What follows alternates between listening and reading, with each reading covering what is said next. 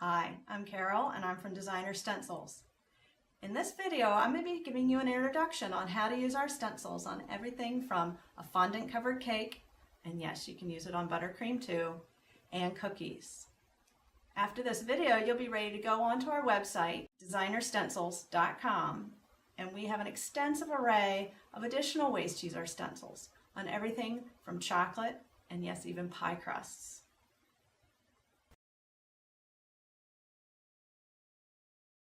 Royal icing is a really good medium for using on your fondant covered cakes as well as cookies. It's going to give you that raised look, but we need to mix it correctly, and I want to show you how to do that. What I like to use is a pound bag of pre-mixed royal icing, and I have that here in my bowl. And to that I need to add exactly 6 tablespoons of water. So here's my water.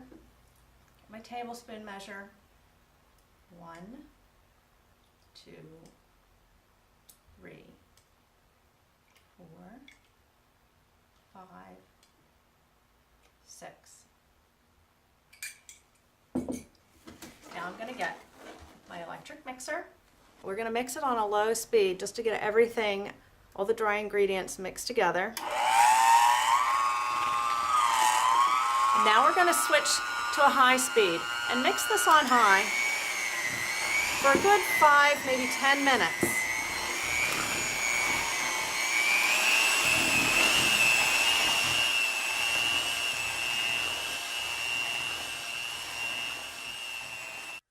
Okay, see how it has turned white, and now I'm getting a nice soft peak when I pull up my beater. This is perfect consistency. After I finish mixing, what I like to do is to take my trowel and just test it on some parchment paper to make sure that it's the right consistency.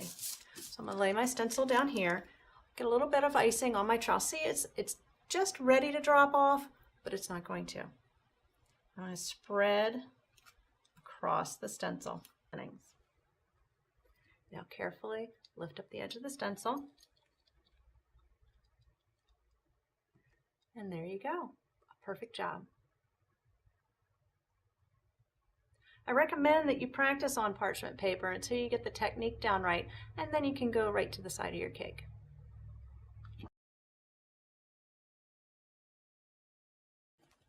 I've added some color to my royal icing, and now I'm going to show you how to do the top of a cake. Take your stencil, line it up on the surface of your fondant covered cake. Now I'm going to take my royal icing, put a big dollop right in the middle. That's going to help hold the stencil in place so it doesn't shift around. Now I'm going to take my trowel and then gently distribute it. See how I'm pulling along the stencil? I'm not lifting my trowel up. That's going to pull the stencil away from the surface of the cake and mess up your job.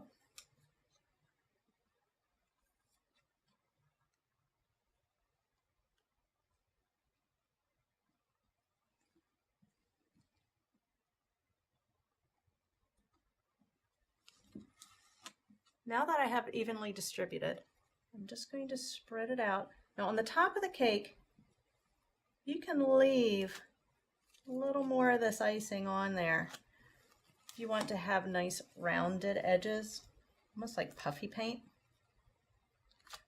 But for the sides of the cakes, we're going to want to scrape all the way down to the surface of the stencil.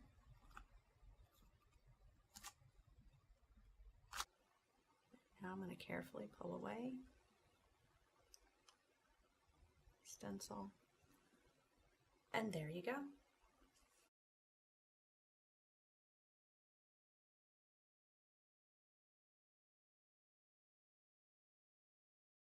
Now I'm going to show you how to stencil on the side of a cake.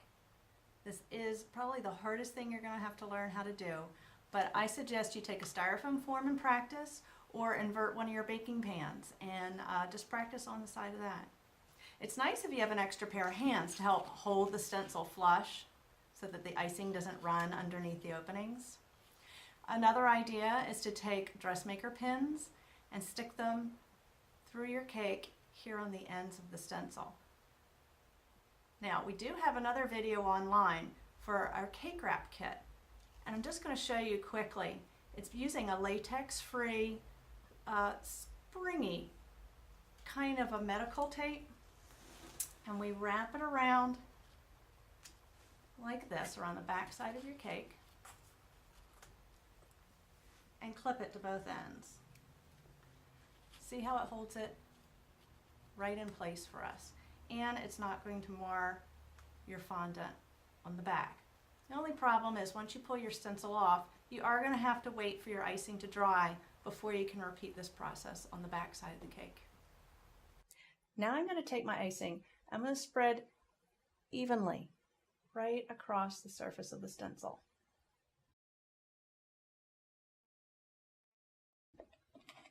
And go with the openings. If you have little areas that might spring up in the stencil, you can always take some tape and tape that section down if it gives you trouble.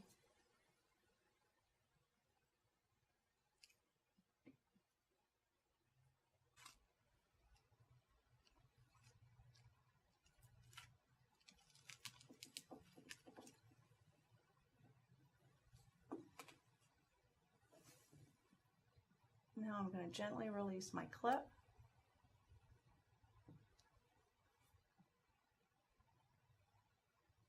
And pull off my stencil.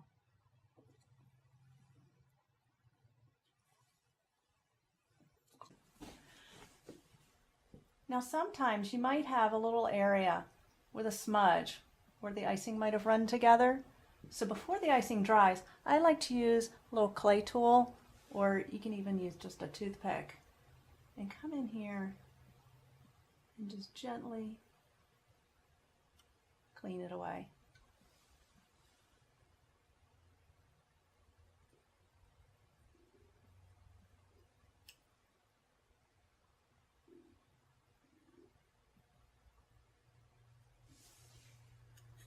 And there you go. Now you can also do these techniques on a buttercream cake. The only difference is that you're going to be using a nice creamy consistency of buttercream to spread across the stencil.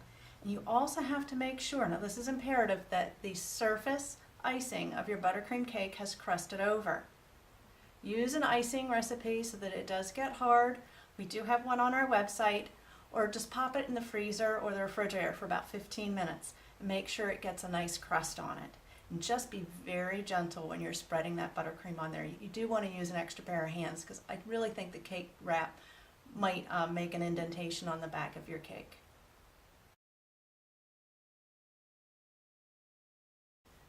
I love to bake cookies, but I don't always have enough time to ice them and then go and put some royal icing or coloring on top of there. So I'm going to show you a fast and easy way to get a pattern on your sugar cookies. You can even do this with your pie crusts. I'm going to take my sugar cookie dough, I'm going to roll it out. Now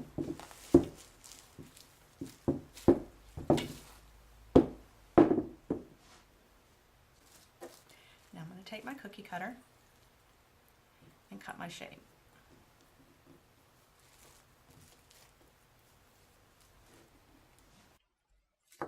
Now I'm going to transfer this to my baking sheet,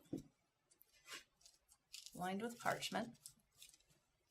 And then I want to take my stencil and line it right over the top and gently press it down. Now I'm going to take some cinnamon sugar, sprinkle just enough on the top.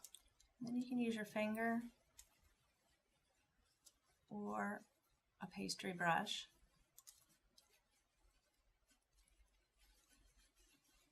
Just to distribute across the stencil.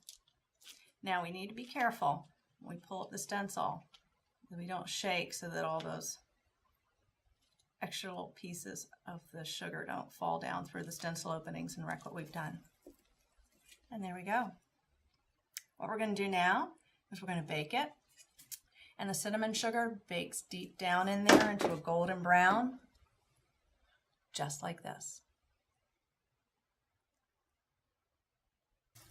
Now, if you want to get color on your cookie quick and easily, roll out your cookie dough, cut your shape, transfer it to your parchment lined cookie sheet. Now I'm going to put my stencil right over the cookie. Now I'm going to brush on color. I like to use crystal colors, powdered food colors, and you just use a very little bit. Like dab it off in there to get the excess powder off. You can always come back and get more. And then just gently, using a stencil brush, brush it on. Any extra powder that's on the edge of the stencil, see how I'm just moving it in and distributing it.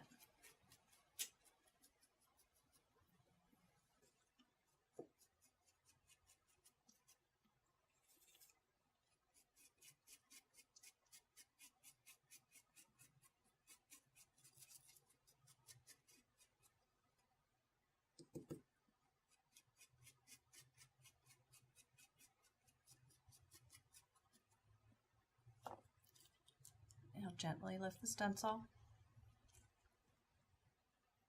And there's your color. All you have to do is bake to seal it in.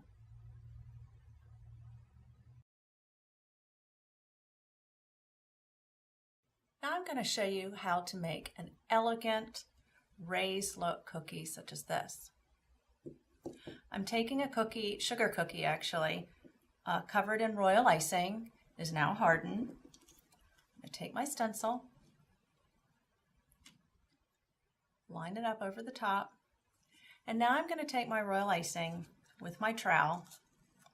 Now, if you don't have a trowel, those hotel room keys or the fake credit cards that come in the mail, they work really well. Now, this is the tricky part, to try and hold the stencil in place while you get the icing started. So just gently pull across the stencil. See how I'm holding the trowel this way and not this way?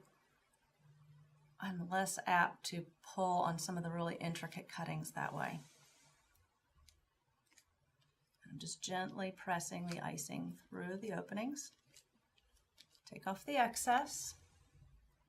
And now I'm going to carefully pull up my stencil. It's just that easy. Now, if you have to go and do more cookies, I highly recommend that you wash the stencil in between each one. Sometimes you can get 2 or 3 renditions out of it before you have to wash, or that the icing gets in the back and starts seeping through. But definitely you have to wash this more frequently to get that raised look.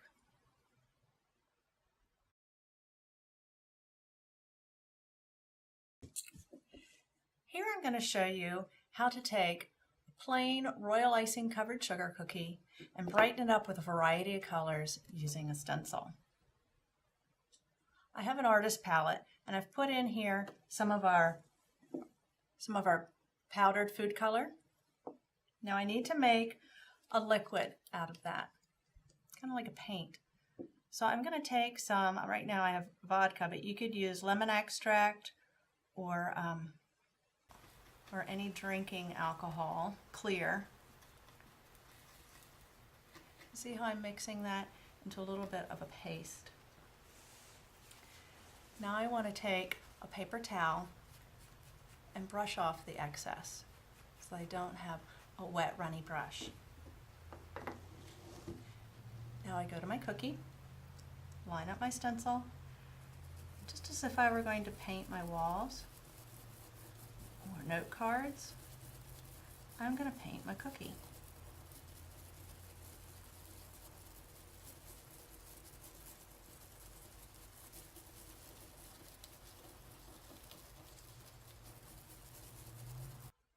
You can also add variety by painting different areas of the stencil different colors. I have yellow now on my brush, and I only did the back part of the wings, the upper part of the stencil.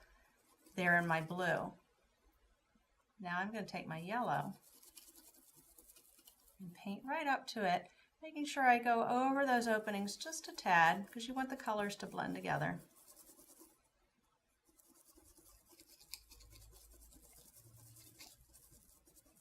And to continue finishing out the butterfly. So lift it off. And there you go. See how fast that was? Now if you have a lot of cookies that you need to decorate, I would recommend this because you do not have to keep washing your stencil in between. If you do get it built up with color, just wipe it off with a paper towel and keep going.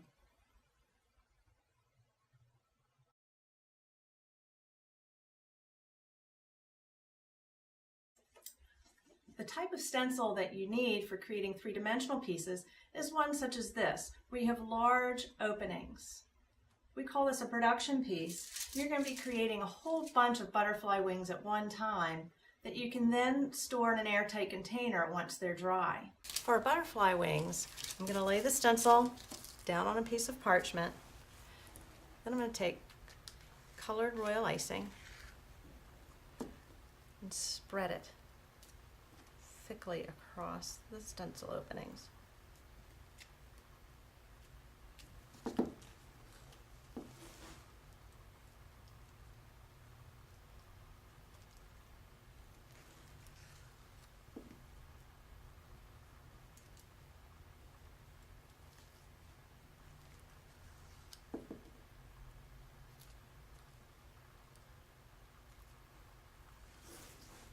Now I want to keep this nice and thick so that I have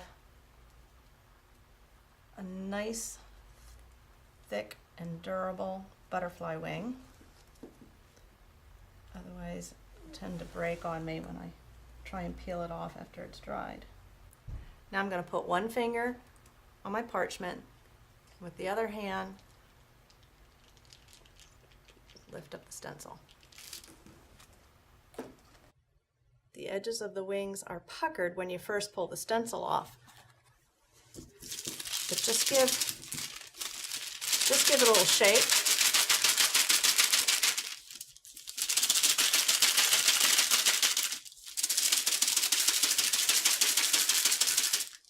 And they'll gently flow down to nice rounded edges. Now we're going to let this dry, and then we'll be able to take them off and form our three-dimensional butterflies. We have a bunch of butterfly wings now. And what's nice is you can store these in an airtight container until you're ready to use them. I'm going to show you how to assemble the butterfly. I like to take a piece of parchment and fold it like this. I'm going to pipe the body.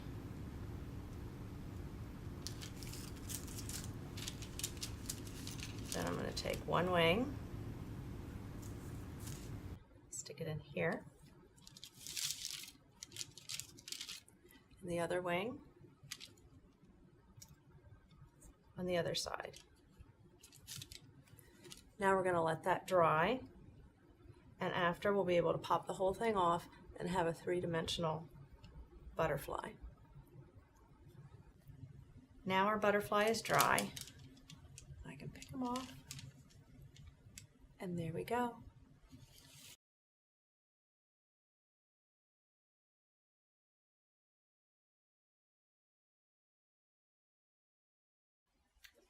Here's the template for our swans. See how we have mirror images of the swan body and the wings. We're going to be creating this so that you can do an individual swan. You can also put the swan with just one wing wrapping around the side of your cake.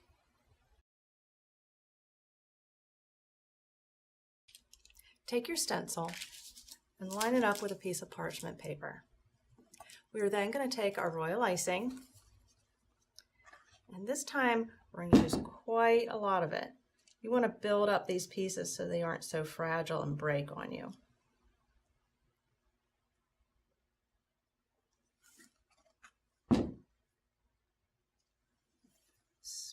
Spread it across all the openings.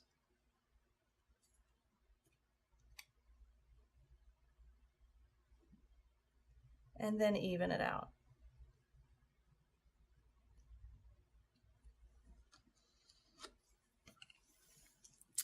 At this point, carefully pull up one end and hold down the parchment with the other hand and pull off the stencil. Now if you take a close look, the edges of the swan are quite puckered. At this point, to get rid of the puckering, just take your parchment and give it a quick shake. If you need to, you can always take it and run it off the edge of your working surface. Now the edges have flowed down, they're nice and rounded, and we're going to let this dry and then we'll assemble it. If you'd like to have some curvature to the wings, we put those on the outside of the stencil so that you can put something underneath it while it is drying, right here on the ends, and your wings will dry with some curvature. Now I'm going to show you how to construct the swan. I'm going to take one side, flip it over, we're going to take our icing bag and ice an amount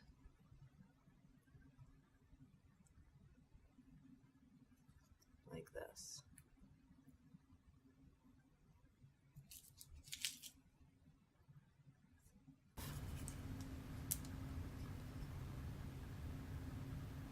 And lightly press them together. At this point, you can take your icing bag and fill in any openings right around here.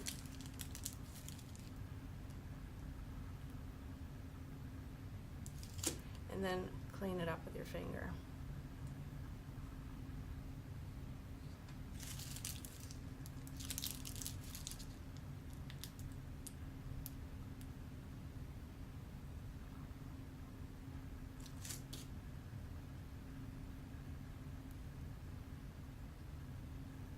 Like that.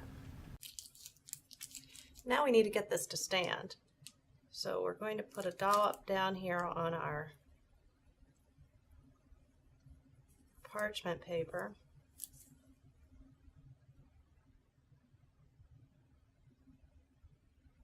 Like so. Take one of our wings, some more there. Fix it to the side, and then take our other wing and do the same.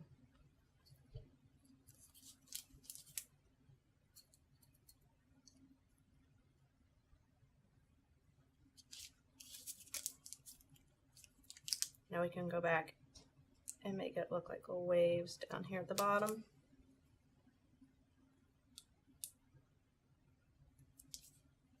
I'm going to let that dry. Once that dries, then you have a three-dimensional piece to stick on top of your cake.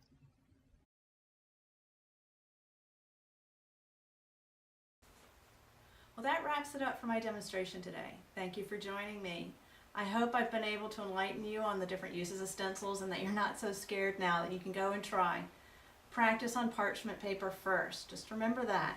Practice, practice, and after a few times, you're going to be a pro. It's just that easy. Please visit us at designerstencils.com to find more how-to videos and instructions on how to take your stenciling to a higher level.